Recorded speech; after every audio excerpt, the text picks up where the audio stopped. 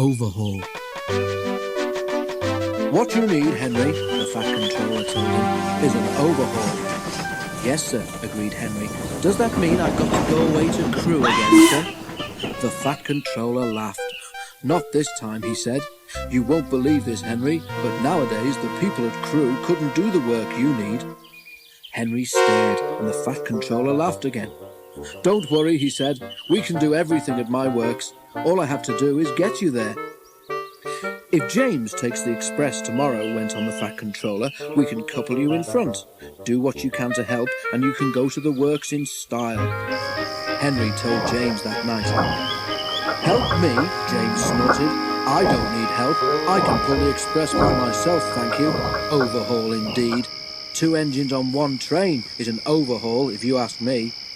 But the Fat Controller had already made the arrangements, so there was nothing James could do about it. Next morning, James backed onto the coaches in the big station.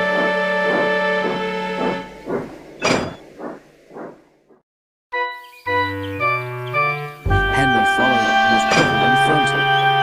James was not in the best of tempers, but when the Fat Controller came to see them off, James tried not to show how cross he was. Good luck, Henry, said the Fat Controller. The people at the works know what to do, so you won't be there too long. James and Bear will take turns with the express when Gordon is busy.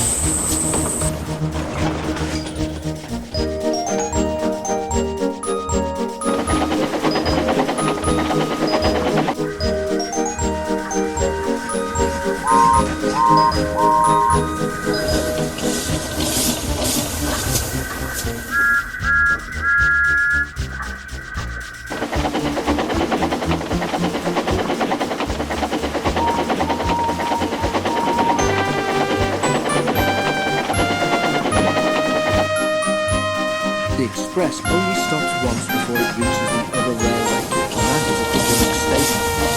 Because it was a leaky smoke box, Henry could not help very much, but he saved his hardest effort for Gordon's hill. The 2 engines raced a bit faster than they'd ever done.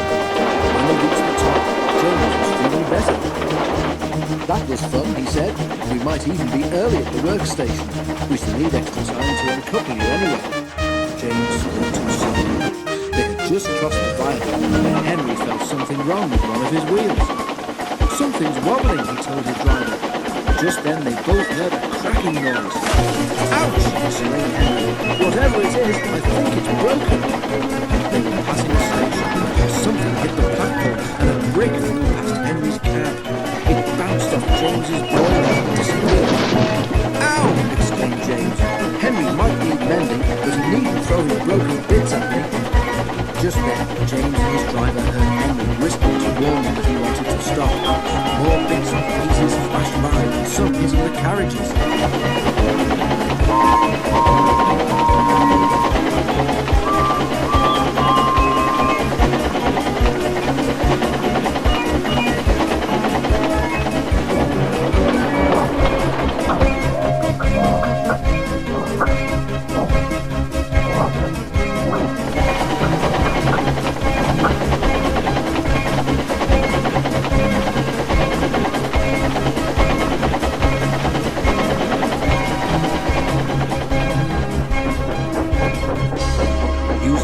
Skillfully, the drivers stopped the train.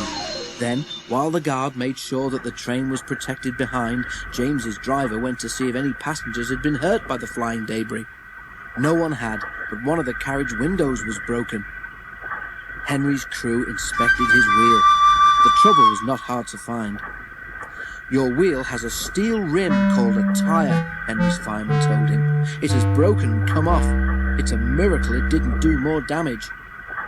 James pushed Henry into a siding and went back to the train. "An overhaul, is it?" grinned James as he passed. "It sounds as if you need retiring, you poor old thing." He guffawed loudly at his own wit and puffed away. Henry smiled to himself. "I don't know about retiring," he chuckled. "I certainly feel tired."